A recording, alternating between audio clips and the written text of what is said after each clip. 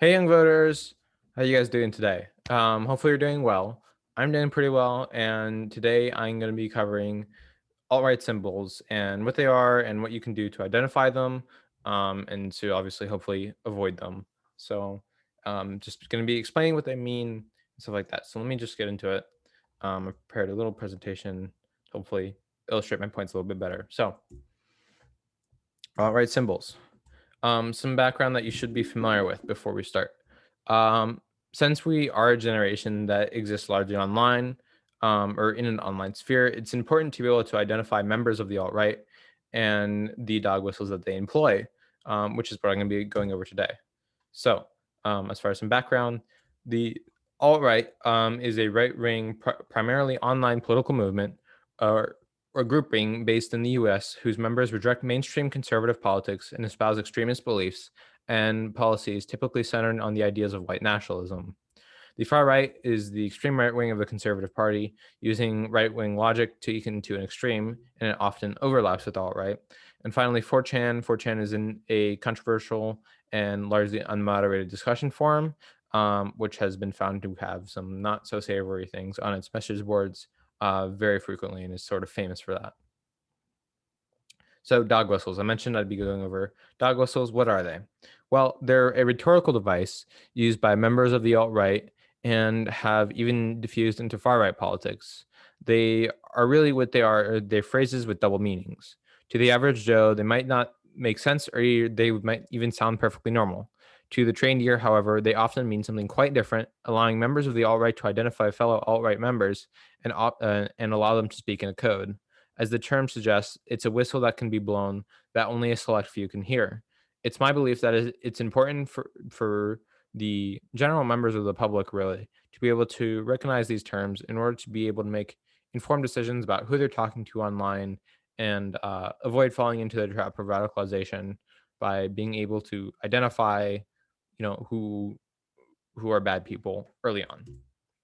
Now, when I talk about all these dog whistles, it's really important that everybody keeps in mind that these dog whistles are often meant to be ambiguous, and they are meant to be able to be innocently confused, or confused with innocent phrases.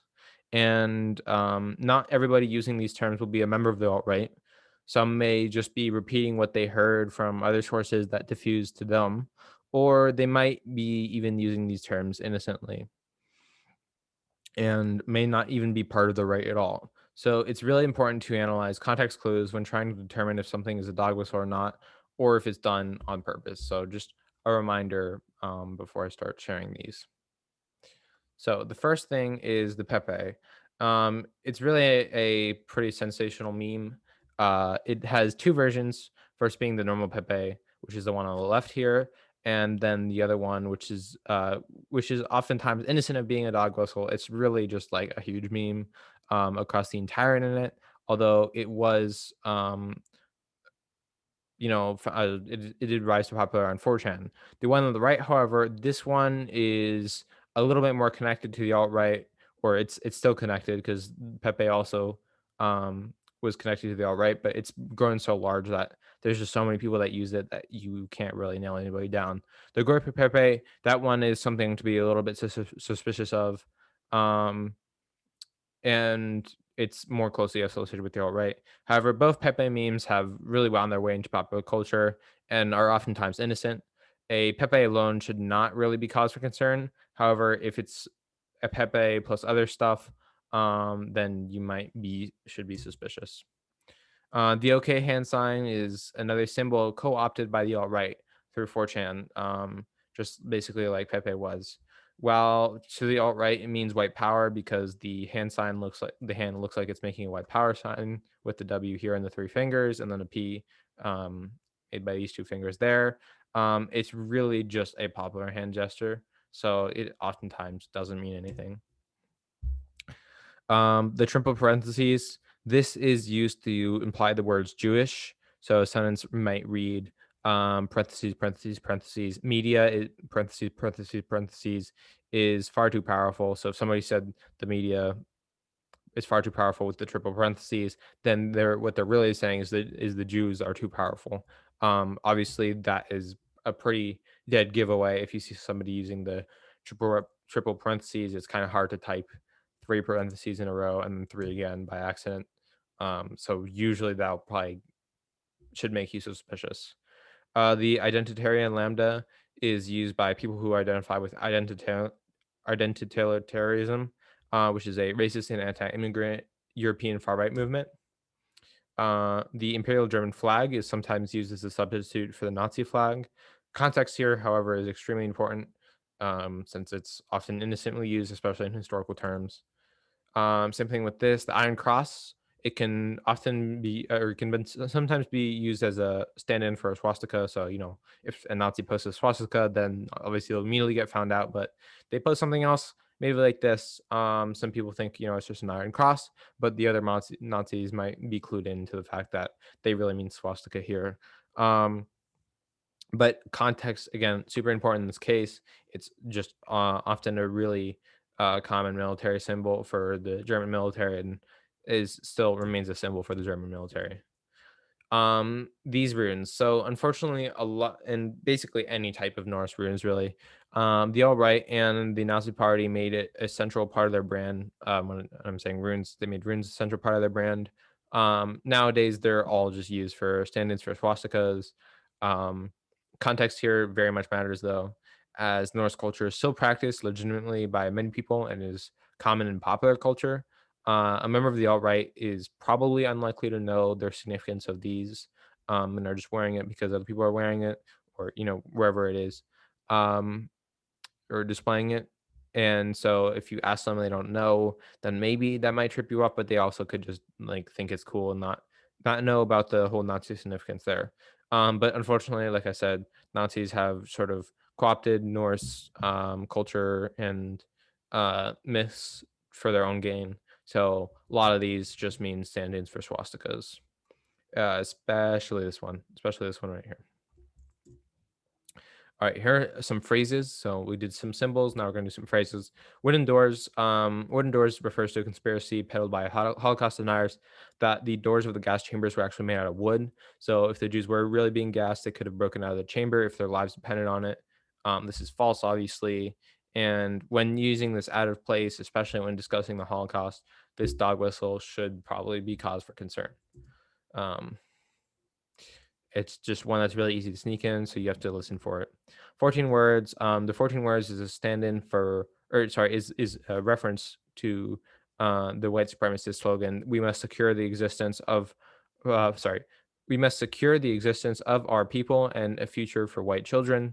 Someone with like 14 in their username online, or references to number 14 in a strange way, maybe cause for concern within the correct context. Obviously, they could just pick the numbers 14 for their username or something. Next thing, 88. 88 is a reference to the numerical code for HH. You could probably guess what that is, but I will say it just in case you're still confused. Obviously, don't take this out of context, but 88 is the numerical code for HH, which stands for Hail Hitler. 1488. Now they'll usually be paired together. 14 and 88 will usually be paired together, especially in online usernames, tattoos, etc. And somebody using this again could just be doing it randomly, but 1488 especially is kind of cause for concern. Um, Ask someone, what does this 1488 mean? And if it seems like a fairly innocent answer, then sure. But context clues is very important in this, but 1488, big, big, big red flag. 1919, this is sort of less known, much less common. 1919 stands for the numerical value of the letters for SS, representing the Nazi Schutzwaffe paramilitary organization that was responsible for a large amount of the war crimes in World War II done by the German military. Um, if someone says, like, I wish I could have been in 1919, within the appropriate context, might be cause for concern. So, again, 1919 stands for SS. 1350 or 1390. 1350 or 1390 is a shorthand for an old FBI crime statistic that, despite making up 13% of the population, African Americans are responsible for the alleged 50% of murders committed in the United States. The number 90 refers to the percentage of violent interracial crime committed by African Americans. These statistics are used to push the narrative that African Americans are violent savages, which is plainly untrue. Um, you should really know that. I, this rhetoric has unfortunately been diffused into more mainstream conservatism. So people who use it might just be misinformed and not necessarily a member of the alt right. Although this statistic is just a good thing to know. If someone is saying 1350, they're probably full of crap. Yeah. Fourth Reich. Oftentimes, a member of the alt right or a person to wishing to peddle to them or dog whistle to them might, slip up by saying the Fourth Reich when they really meant the Third Reich. While sometimes an honest mistake, other times it can be an on-purpose reference to the idea that the Fourth Reich is coming soon and will rise again. So basically, someone might say they might be talking about the Third Reich and be saying, Hitler created the Third Reich in 1930. I guess he did in 37, I guess. Anyways, if they're saying that, maybe they say Hitler created the Third Reich in on this day. So there you go. That would be an example. Obviously it could be a mistake, but if it seems on purpose and they should know what they're talking about, that might be cause for concern. That they're saying like, "Whoops, I slipped up, said the wrong word," but really they were trying to dog whistle. So you take it as innocent. That's just a mistake. But really, they're trying to dog whistle to the members of the alt right that know that Fourth Reich means that there'll be another one. Almost at the end, guys. Inner cities, basically, inner cities was created by mainstream conservatives during the civil rights movement. This term has found use in alt right circles, but it's just generally useful to know what this means when people say it. But those using the term uh, maybe at any point on the conservative spectrum here. But it's just basically inner city is shorthand for black or minority areas. Here, globalists, international bankers, and the media. These are all reference or all stand-ins for the word Jews. Nazis often or almost always use these. Obviously, context is super important here because you could just be talking about actual globalists, international bankers, or the media. But if somebody keeps repeating these in a weird way, that may be cause for concern. So, globalist refers to the alleged Jewish conspiracy to take over the world. International bankers refers to the alleged um, Jewish figureheads who hold the levers of power, and the media is a reference to the obviously the crap theory that Jews control large parts of society, like the media. So all this has to be analyzed with heavy context, but it could just sometimes mean Jews, and if they're talking in an unsavory way about them, they clearly have some sort of harboring against Jews. So here are my sources, and I will list them in the description as well. But hopefully, these will, I guess, sort of help you to know what are some alt right dog whistles that are often used by Nazis. So if you see these online, on Twitter and Instagram, you can see these on tattoos or T-shirts too. Um, so, if you see these and it's within the right context, and maybe you see maybe not just one, but you see two, or that it's just used really weirdly, and then obviously some of them are very, you can't really mess up. And I can't really, some of them are quite evident. Um, but if you see these now, hopefully you know a little bit better.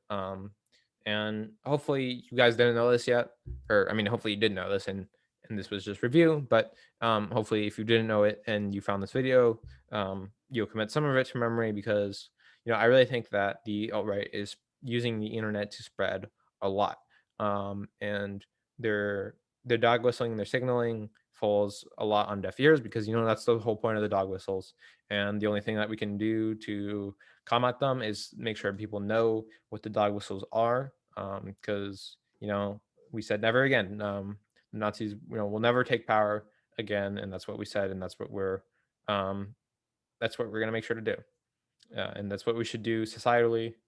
Just in my opinion, as a society, we have a responsibility to make sure Nazis or other fascists never ever take control again. So yeah, I think I'm gonna wrap up the video here since I'm usually bad at wrapping up these types of videos. So hopefully you enjoyed. Let me know in the comments if you learned anything new. I might make more videos talking about some of the tactics of the alt right, or more of the symbols, if you guys like it. So make sure to like it, subscribe to the channel, all the stuff. You've been on YouTube before, you've heard people say it. You know what to do. If you enjoy the stuff, then show us your support, or show us your support, and then show the YouTube algorithm your support. That way you'll get recommended our videos, etc. So all right, thank you everybody, and have a nice day.